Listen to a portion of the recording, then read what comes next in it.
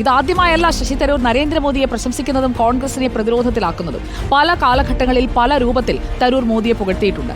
ഏതൊക്കെയാണ് തരൂരിന്റെ പ്രധാനപ്പെട്ട മോദി പ്രശംസകൾ? ആ പ്രശംസകളൊക്കെ നമുക്കൊന്ന് വിശദമായിട്ട് കണ്ടുവരാം. തീയതി അടക്കം ശ്രദ്ധിക്കണം കേട്ടോ. ആദ്യത്തെ പ്രശംസ എന്ന് പറയുന്നത് 2015 മോദി സർക്കാർ അധികാരത്തിൽ വന്ന തൊട്ടടുത്ത വർഷം 2015 ജൂലൈയിൽ ശശി തരൂർ പറഞ്ഞത്, പ്രധാനമന്ത്രി എവിടെ പോയാലും മതിപ്പുളവാക്കുന്നു. അതൊരു ചെറിയ കാര്യമല്ല. അതായിരുന്നു നരേന്ദ്രമോദിയുടെ വിദേശ സന്ദർശനത്തെ കോൺഗ്രസ് വിമർശിക്കുന്ന ഘട്ടത്തിൽ അതിനെ പ്രകീർത്തിച്ചുകൊണ്ട് ശശി തരൂർ പറഞ്ഞ ഈ വാചകം. ആ സന്ദർശനങ്ങളൊക്കെ കേവലം സന്ദർശനങ്ങളല്ല, വിദേശത്ത് പോലും മതിപ്പുളവാക്കിയാണ് മോദി മുന്നേറുന്നത് എന്ന ഒരു സർട്ടിഫിക്കറ്റ് കൊടുക്കുകയാണ് 2015 ജൂലൈയിൽ. തൊട്ടടുത്ത സ്റ്റേറ്റ്മെന്റ് വരുന്നത് അടുത്ത തെരഞ്ഞെടുപ്പിന് ശേഷമാണ്, 2019 ഓഗസ്റ്റ്. തീരുമാനിക്കുന്ന കാര്യങ്ങൾ മികച്ച രീതിയിൽ നടപ്പിലാക്കുന്ന രീതി അഭിനന്ദിക്കേണ്ടതാണ്. നരേന്ദ്രമോദിയുടെ പ്രഖ്യാപനങ്ങൾ പാഴ്വാക്കല്ല എന്ന ഈ പ്രസ്താവനയും വിവാദങ്ങൾക്ക് വഴിതെളിയിക്കുന്നതാണ് നമ്മൾ കണ്ടത്. അതിനുശേഷം ചെറിയൊരു ഇടവേള തരൂർ എടുക്കുന്നുണ്ട്. അടുത്ത പ്രസ്താവന വരുന്നത് 2022 മാർച്ചിലാണ്. പ്രധാനമന്ത്രി നരേന്ദ്രമോദിയുടെ ഊർജ്ജസ്വലതയും ചടുലതയും ഏറെ മികച്ചത്. പ്രധാനമന്ത്രി നരേന്ദ്രമോദി വിമാനത്തിൽ കയറുന്ന ചിത്രങ്ങളൊക്കെ PR വർക്കാണ് എന്ന് കോൺഗ്രസ് പറയുന്ന 2022 മാർച്ചിലാണ്.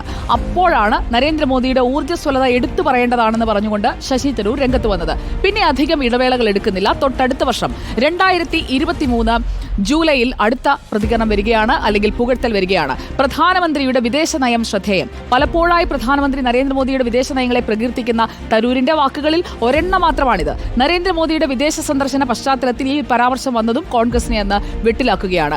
അടുത്ത പ്രതികരണം വരുന്നത് ജൂലൈ തന്നെയാണ്. ഇസ്ലാമിക രാജ്യങ്ങളുമായിട്ടുള്ള ബന്ധം മെച്ചപ്പെടുത്താനുള്ള ശ്രമങ്ങൾ അഭിനന്ദനാർഹം എന്നാണ് പറഞ്ഞത്. പ്രധാനമന്ത്രി എന്ന നിലയിലുള്ള നരേന്ദ്രമോദിയുടെ സന്ദർശനം അഭിനന്ദനം അർഹിക്കുന്നു എന്ന് പറഞ്ഞു വെക്കുകയാണ് ശശി തരൂർ. പ്രത്യേകിച്ച് ഇസ്ലാമിക രാജ്യങ്ങൾക്ക് നൽകുന്ന പരിഗണനയെക്കുറിച്ചാണ് തരൂർ ഇത് പറഞ്ഞിരിക്കുന്നത്. നരേന്ദ്രമോദി ആദ്യത്തെ തവണ മുഖ്യമന്ത്രിയായപ്പോൾ ആദ്യ വർഷം തന്നെ 27 രാജ്യങ്ങൾ സന്ദർശിച്ചിരുന്നു. ഇതിൽ മുസ്ലിം രാജ്യങ്ങളെ ഒഴിവാക്കിയതിനെ വിമർശിച്ചയാളാണ് ഈ സ്റ്റേറ്റ്മെന്റ് 2023 നടത്തിയ ശശി തരൂർ എന്നത് ഓർക്കണം. ആ പരാമർശം പിൻവലിക്കുന്നു എന്ന് പറഞ്ഞുകൊണ്ടാണ് നരേന്ദ്രമോദിയുടെ മുസ്ലിം രാജ്യങ്ങളുമായുള്ള ബന്ധത്തെ, സന്ദർശനത്തെയൊക്കെ തരൂർ അഭിനന്ദിക്കുന്നത്.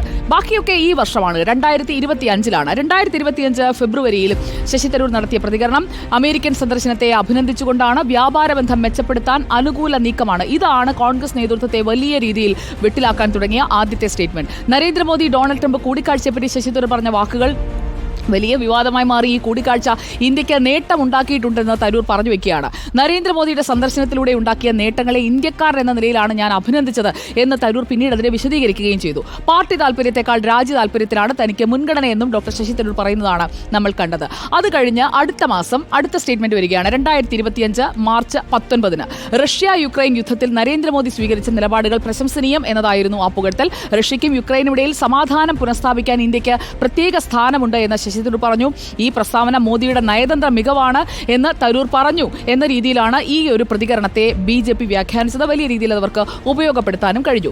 മാർച്ചിൽ തന്നെ തൊട്ടടുത്ത ആഴ്ചയിൽ മാർച്ച് 31 നടത്തിയ അടുത്ത പ്രതികരണം, മഹാമാരിക്ക് മുന്നിൽ ലോകം വിറങ്ങലിച്ചപ്പോൾ രാജ്യത്തിന്റെ പ്രതിരോധം മികച്ചത്, മാതൃകാപരം. കോവിഡ് കാലത്ത് രാജ്യം സ്വീകരിച്ച നടപടികൾ, വാക്സിനേഷൻ ഉൾപ്പെടെയുള്ള കാര്യങ്ങൾ, അതിൽ കാണിച്ച വേഗവും ജാഗ്രതയും മാതൃകയാക്കാവുന്നതെന്നാണ് ശശി തരൂർ പറഞ്ഞത്. വാക്സിൻ നയതന്ത്രം എന്ന് വിശേഷിപ്പിച്ച രാജ്യത്തിന്റെ പ്രതിരോധ രീതികൾ മാതൃകാപരമെന്നും അന്ന് തരൂർ പരാമർശിക്കുന്ന നമ്മൾ കണ്ടത്. അപ്പോൾ ഇതൊക്കെയാണ് ശശി തരൂരിന്റെ ഭാഗത്തു നിന്ന് വന്നിട്ടുള്ള പ്രധാനപ്പെട്ട പുകഴ്ത്തലുകൾ. ആ പുകഴ്ത്തലുകളൊക്കെ ഏത് രീതിയിലാണ് ഇന്നത്തെ കൂടിക്കാഴ്ചയിൽ, അല്ലെങ്കിൽ നാളെ നടക്കാനിരിക്കുന്ന രാഹുൽ ഗാന്ധിയുമായും മല്ലികാർജ്ജുൻ ഖർഗെയുമായുള്ള കൂടിക്കാഴ്ചയിൽ തരൂർ വിശദീകരിക്കുക എന്നതറിയാൻ നമുക്ക് കാത്തിരിക്കാം.